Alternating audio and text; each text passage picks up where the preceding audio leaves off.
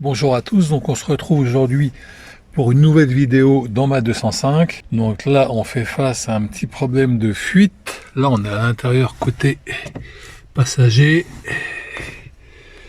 Donc on peut voir, alors c'est difficile de mettre la lumière, donc la lumière solaire. Donc là on se retrouve avec de l'eau, c'est du liquide de refroidissement qui vient apparemment d'ici, c'est-à-dire du radiateur de chauffage qui doit fuir. Voilà, donc on va essayer de démonter tout ça. On va commencer par démonter toute cette partie-là. Le radiateur se trouve ici, d'après moi. Donc on va démonter ce carter sous le volant et on va voir un petit peu ce qui se passe. Donc deux solutions, soit le radiateur fuit, le radiateur est percé et fuit, soit il y a un problème de fuite au niveau des joints toriques en sortie de radiateur. Il y en a deux, un pour l'arrivée d'eau, un pour la sortie. Donc on va voir ça. Donc c'est pas hyper compliqué sur ces voitures là, c'est à peu près la même chose pour toutes les voitures de cette génération, 309, peut-être 206, enfin toutes les voitures d'il y a environ 20 ans. Ça fonctionne de la même façon pour toutes les voitures, même les voitures modernes, mais la différence c'est que c'est beaucoup plus compliqué à démonter. Il y en a certaines où il y a deux radiateurs, là il n'y en a qu'un et je pense que c'est relativement simple. Il y a une dizaine de vis à enlever. On va voir un petit peu ce que ça donne. Et là on va passer sous le capot. Donc voilà, donc là on a l'entrée et la sortie du liquide de refroidissement qui passe dans le radiateur pour réchauffer l'habitacle. Donc il faudra certainement démonter ces deux tuyaux aussi. Donc je ne sais pas comment c'est foutu. Il va falloir que je regarde déjà en un premier temps si ça fuit pas au niveau des joints. Donc je démonte le carter qu'on vient de voir précédemment et puis après on se reprend. Donc voilà où j'en suis. J'ai démonté le carter sous le volant. J'ai également démonté sous le volant et en fait le problème qu'il y a c'est la console. Cette partie plastique qui gêne. Alors, je sais pas si vous voyez bien, je vais mettre de la lumière. Cette partie plastique qui revenait comme ça, que j'ai bloqué avec un bout de bois, en fait il tient à toute la console jusqu'en haut, de haut en bas. Donc comme j'ai pas envie de m'embêter à tout démonter, j'ai bloqué ça avec un bout de bois pour tenir en pression. Et le radiateur, on le voit, il est là. Et on voit un petit peu de corrosion autour d'un tuyau. J'ai l'impression que ça fuit au niveau du tuyau du bas qu'on voit.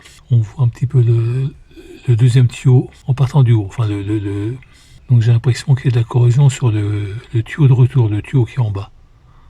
Voilà, donc il faut encore démonter la vis qui se trouve, alors je peux pas, qui se trouve ici. Et tout au fond, voilà, pour vous montrer, vous avez l'attache en ferraille. Là, il faut démonter ça. Il y a encore une attache plastique en dessous. Enfin bon, c'est bien chiant. Voilà, c'est un peu emmerdant. Surtout cette sorte de console centrale qui est attachée au côté. Au côté plastique, ça ne fait qu'un. Ça, c'est un peu ridicule. Bon, je vais commencer à essayer de démonter toutes les attaches du tuyau qui arrive au radiateur et on verra ce que ça donne plus tard. Donc là, j'ai réussi à enlever la vis qui se trouvait ici, au milieu des deux tubes. Et on voit que ça fuit d'ailleurs. Et tout en bas, cette attache avec sa vis qui se trouvait un peu plus haut. Là on voit où il y a la gaine plastique. Alors est-ce qu'on voit, voilà, on voit la petite gaine plastique noire. Donc voilà, donc c'est pas simple tout ça, c'est pas du tout accessible. Et au niveau des arrivées, donc j'ai détaché deux tuyaux, celui-ci qui est en dessous et celui-ci qui passe par le dessus. Donc ça a été, il suffit de tourner avec un tournevis pour décoller la durée du raccord acier, là, du raccord alu. Et il y avait une petite plaque qui était comme ça. Il y a deux vis à enlever. Et il y a un caoutchouc à enlever après qui fait la jointure avec l'intérieur de l'habitacle. Voilà, donc là, donc côté moteur, il n'y a pas eu trop de soucis, parce qu'il y a quand même de l'accessibilité, mais au niveau de l'intérieur, c'est une cata là. C'est inaccessible au possible. Donc maintenant, ce que je vais essayer de faire, c'est enlever ces deux tuyaux du radiateur. Donc théoriquement, j'ai tout déposé, ça devrait venir. Donc on va voir. Théoriquement, il faut que je pousse le tuyau vers l'extérieur pour le décrocher du radiateur et après je tire par l'intérieur. Bon, je vous reprends après. Donc ça y est, j'ai enlevé les deux tubes qui étaient en sortie de radiateur. Attendez, je vais encore vous mettre de la lumière qui se trouve ici. Donc les deux tubes sont sortis. Ils étaient un peu bloqués par l'attache en plastique qui se trouve tout au fond là-bas. Je ne sais pas si on la voit.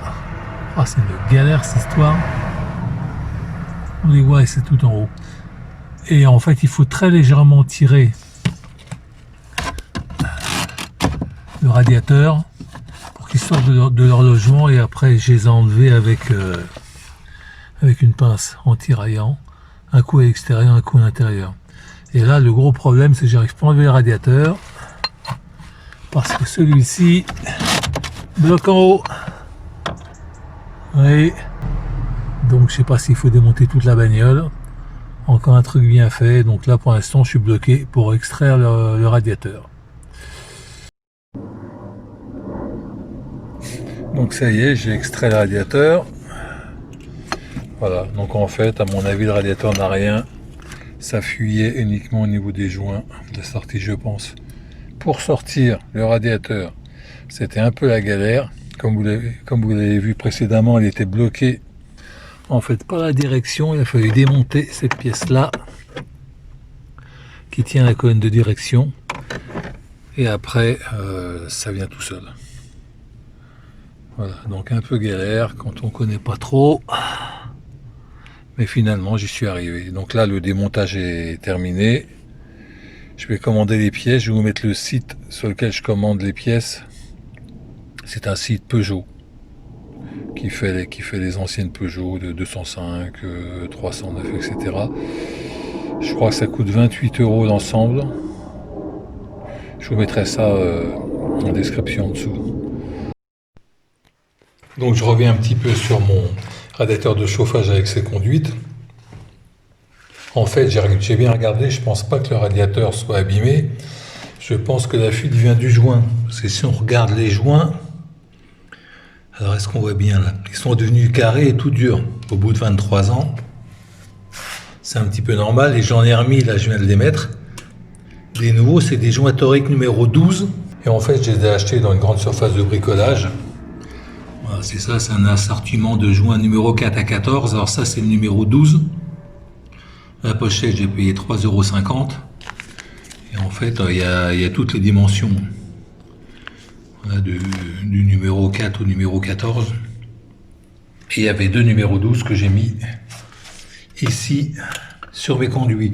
Donc demain, je vais faire un essai, je vais remonter tout ça. C'est pas ce qui va prendre plus de temps, hein. Reposer le radiateur, c'est rapide. Et puis fixer avec la bride.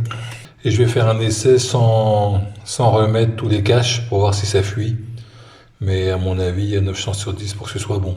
Ça vaut 28 €, mais ça, c'est une pièce d'origine. C'est du Valeo, c'est marqué dessus. Donc je préfère quand même garder les pièces d'origine. Bon bien voilà, c'est terminé. Le radiateur a été remonté. Donc on le voit ici avec les deux tubes en aluminium. Voilà, c'est mieux qu'on a allumé la marche. On voit que ça coule pas, qu'il n'y a pas de fuite. Donc c'était bien les joints. La voiture tourne depuis 20 minutes. Donc les conduites sont bouillantes. On va faire un tour devant, sous le capot. On peut voir que c'est complètement sec également. Tout a été branché, elles sont en dur. Voilà.